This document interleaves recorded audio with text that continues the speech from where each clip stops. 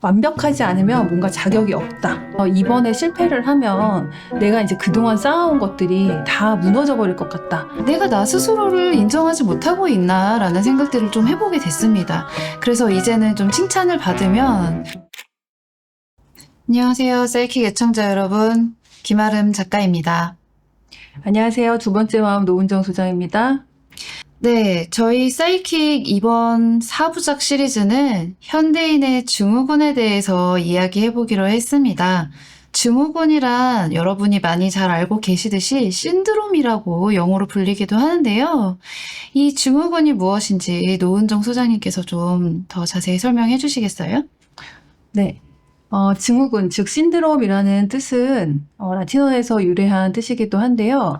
그러니까 함께 달린다, 뭐 이런 뜻이거든요. 그래서 요즘에 말하는 이 신드롬이라고 하는 것은 심리학에서 1950년대부터 사용이 되었는데 어떤 신념이나 행동들이 복합적으로 나타나는 그 여러 증상이 동시에 나타날 때를 이야기합니다. 그래서 시대나 환경에 대한 것들을 반영하고 있다고 좀 보면 좋을 것 같습니다. 네, 그래서 저희가 이번 신드롬 시리즈는 주변에서 자주 관찰할 수 있는 4가지를 이야기해 볼 텐데요. 그 첫 번째 시간으로 임포스터 신드롬에 대해서 다뤄보려고 합니다. 임포스터 신드롬에 대해서 또 노은종 사장님께서 설명해 주시겠어요? 네, 임포스터 신드롬은 말 그대로 임포스터라는 뜻이 사기꾼이라는 뜻인데요. 내가 누군가를 속이고 있는 것처럼 여겨지는 그런 마음이라고, 심리라고 볼 수 있습니다. 그래서 자신의 성공을 노력이 아니라 운이나 어떤 외부적인 운 때문에 이렇게 좋은 결과를 얻었다라고 생각을 하는 것을 이야기하고요. 그래서 높은 성취를 이루었지만 자신이 뭔가 되게 가대평가된 것처럼 느껴지는 그런 심리적인 상태를 이야기합니다.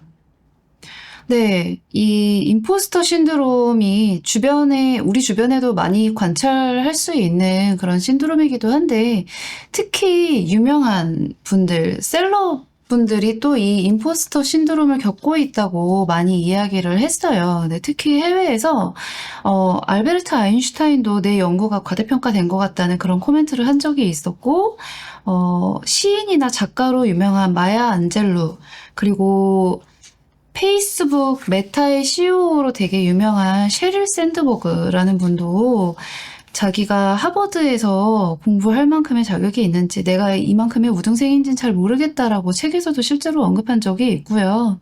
그리고 여러분들이 잘 아시고 또 많이 보신 블랙팬서의 루피타 농요라는 배우도 아시죠?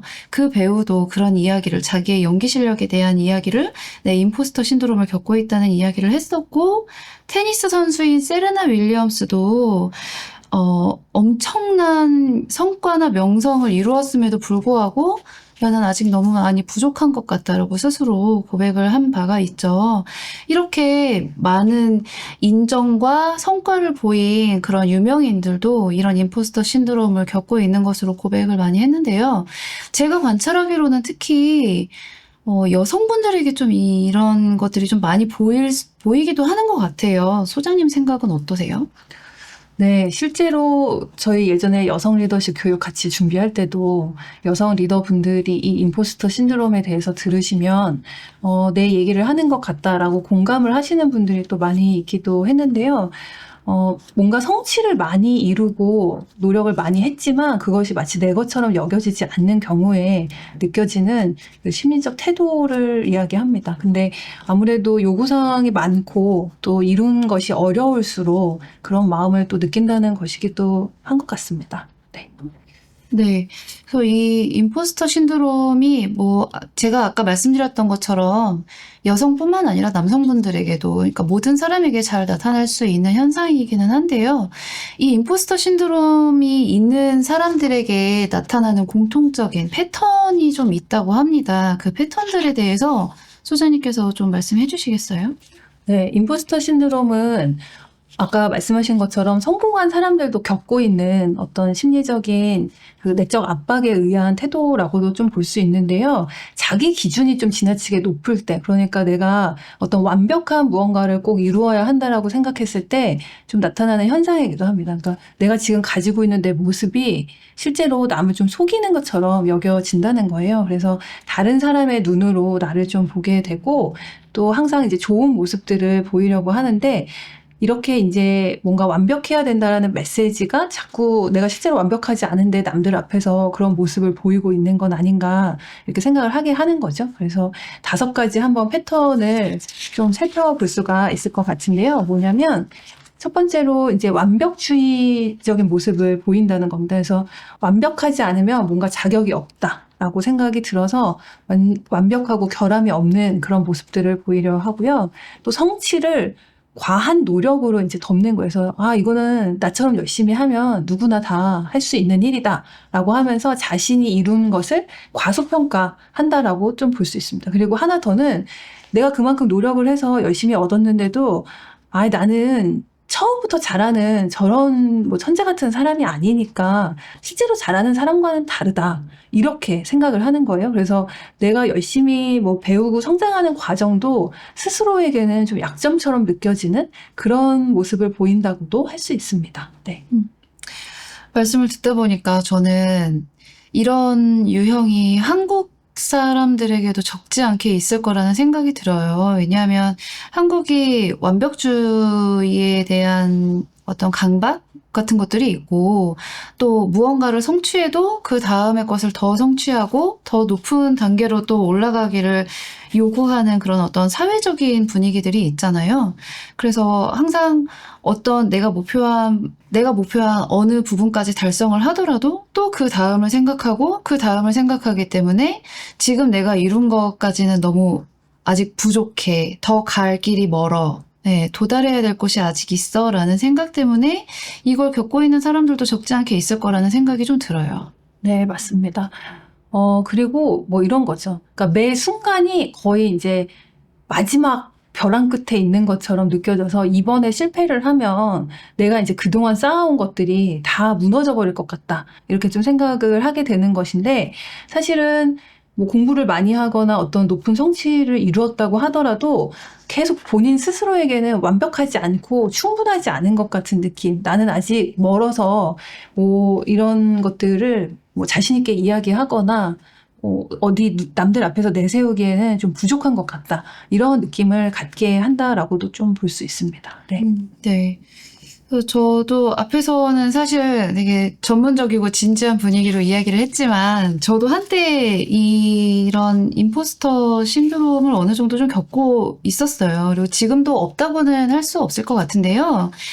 예전에는 뭐 저에 대해서 이렇게 주변 분들이 잘한다, 훌륭하다 이렇게 칭찬을 해주시면 아직 멀었어요. 아직 더 많이 노력해야 돼요. 부족한 부분이 많아요. 라고 그렇게 이야기를 했는데 어느 순간 너무 그렇게 대답을 하는 제 자신을 보면서 내가 나 스스로를 인정하지 못하고 있나라는 생각들을 좀 해보게 됐습니다.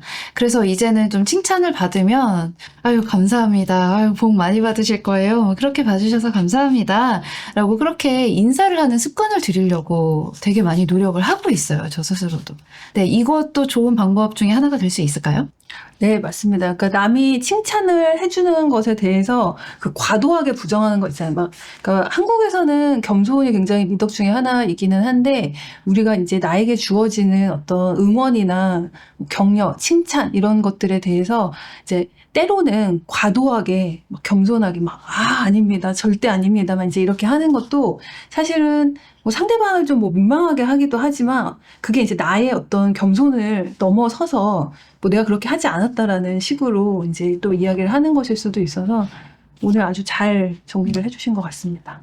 네, 그러면 제가 방금 전에 말씀드렸던 그 방법 말고도 또 더 좋은 방법들이 있을까요? 줄리안 로터라고 이제 한 심리학자가 얘기한 그 내적 통제 소재라는 것이 있는데요. 이거는 뭐냐면, 뭐 내적 통제 소재, 외적 통제 소재, 뭐 이런 표현이 있습니다. 근데, 자신의 삶의 결과를 내가 컨트롤한다. 그러니까 뭐 노력이나 능력이나 선택으로 통제할 수 있다라고 믿는 성향은 내적 통제 소재이고요. 외적 통제 소재 같은 경우에는 타인, 환경, 운 이런 것들에 의해서 이제 결과가 좌우된다라고 믿는 것인데요. 사실 외적 통제 소재를 많이 갖고 있는 경우에는 우리가 내가 이룬 것들이 다 이제 외부에 의해서 좀 이루어진다라고 여기는 것이기 때문에 사실은 이런 경우에는 내가 그동안 이뤄왔던 것들을 한번 좀 적어보는 것도 도움이 됩니다. 운이 사실 계속 될 수가 없거든요. 그리고 운이 계속 된다면은 그것도 일종의 나의 이제 일부, 실력의 일부일 수도 있다. 왜냐면 기회는 정말 아무에게나 오는 것이 아니고 그것들이 이제 이어진다라는 것은 또 어떤 이유가 있는 것이니까요. 그래서 내가 계속 한 것들이 운에만, 의한 것이라고 생각이 든다면 내가 그동안 이룬 것들이 무엇인지 생각해 보는 거는 좀 도움이 많이 됩니다. 네. 네. 소장님 말씀 들으니까 자격이 있는 사람, 그러니까 실력이 있는 사람이 끊임없이 자기 실력에 대해서 좀 고민을 한다라는 뜻으로 읽혀지기도 하고, 이런 자기 능력에 대한 불안은 오히려 뭔가 실력의 부족이 아니라 더 성장을 하기 위한 고민의 증거라고 그렇게 봐도 될 것 같아요. 그래서 의심을 하고 이 부족 때문에 자책을 하기보다는 내가 잘한 부분들은 있는 그대로 받아들이고 인정하고 또 칭찬하고 더 발전시키고 개선해 나가야 될 부분들에 대해서는 노력을 하는 것이 정당한 것이라는 생각이 듭니다. 네, 그리고 뭐 이런 표현이 있거든요. 그러니까 자기에 대한 이야기를 좀 다시 써보는 것도 필요합니다. 그러니까 내가 나라는 사람에 대해서 가지고 있는 정체성이 그렇게 외부의 것으로 계속해서 뭐 이어져 왔다라고 생각을 한다면 사실은 내가 어떤 사람인지, 내가 어떤 것들을 해왔는지에 대해서 구체적으로 기록을 해보고 그것들을 연결해보면 사실은 그게 다 뭐 외부로 인해서 이루어진 일들은 아니라는 것을 좀 알게 될 수 있거든요. 그래서 이런 성공의 원인이나 잘된 것들에 대해서 좀 재구성하는 것도 필요할 수 있을 것 같고요. 또 그리고 내가 한 번 실패를 하는 게 이 나의 어떤 정체성을 완전히 무너뜨리는 일은 아니다. 라는 것이 또 아는 게 중요하죠. 왜냐하면 우리가 이런 임포스터 신드롬 같은 경우에는 내가 한 번 실패를 하면 여태까지 해왔던 것들이 한 번에 와르르 무너져 버릴 것 같다라는 생각을 하는 것인데 사실 우리가 어떤 실패들을 경험하는 것이 그 전의 것들을 모두 다 부정하거나 부인하는 일이랑은 좀 다른 것이니까요. 그것들을 좀 연습해 보는 것도 필요할 수 있을 것 같습니다. 네, 그리고 또 한 가지 더 말씀을 드리면, 이렇게 자기 스스로를 비난하거나 넌 아직 멀었어 라고 그렇게 이야기하는 이 내면의 목소리가 왜 자꾸만 들리는 건지에 대해서도 조금 더 깊이 탐색해 볼 필요가 있을 것 같아요. 이 부분은 여러 가지 요인으로 인해서 되게 복합적으로 결정이 되는 부분들이기 때문에 왜 이 목소리가 자꾸만 나를 괴롭히는지, 있는 그대로의 나를 인정하지 못하게 하는지 이걸 좀 깊이 들여다보는 그런 시간도 필요한 것 같습니다. 네, 내가 나를 비판할 때 주로 어떤 목소리를 사용하고 있는지, 그리고 그 목소리는 예전에 누구로부터 들었던 목소리인지 이런 것들을 확인해 보는 거는 도움이 많이 되고요. 그리고 또 하나 더는 우리가 뭔가 어려움이 있거나 익숙하지 않은 것들을 할 때 누군가에게 도움을 청하면 자신이 무능하다고 생각하는 경우가 있거든요. 특히 임포스터 신드롬을 가지고 있을 경우에는 내가 실제로 가지고 있는 것보다 다른 사람들이 굉장히 나를 좀 높게 평가하는 것들이 있고, 그래서 나는 더 도움을 청할 수 없어 라고 생각을 하실 수도 있지만, 이런 경우에는 내가 주변에 믿을 만한 사람들에게 뭔가 좀 도움을 요청해 보는 것도 또 하나의 방법이 될 수 있을 것 같습니다. 네. 제 얘기네요. 네. 그럼 오늘 임포스터 신드롬에 대해서 이야기 나눠봤는데요. 실제로 이거 내 얘기인 것 같다, 나에게 해당되는 것 같다 라고 생각되시는 분들에게 도움이 되셨으면 좋겠습니다. 혹시 이 부분에 대해서 궁금한 점이 있거나 저희의 도움이 필요하신 분들은 댓글에 남겨주시면 저희가 더 구체적으로 답변을 드릴 수 있도록 하겠습니다. 네. 임포스터 신드롬에 대해서 또 궁금하신 분들은 관련된 책들이 좀 나와 있거든요. 그래서 질 스토트의 임포스터 심리학이라는 책도 있고요. 또 리사손 선생님의 임포스터라는 책도 있으니까 관심 있는 분들은 한번 찾아보셔도 좋을 것 같습니다. 네, 그럼 오늘 사이킥은 여기에서 마치도록 하겠습니다. 네, 수고하셨습니다. 네.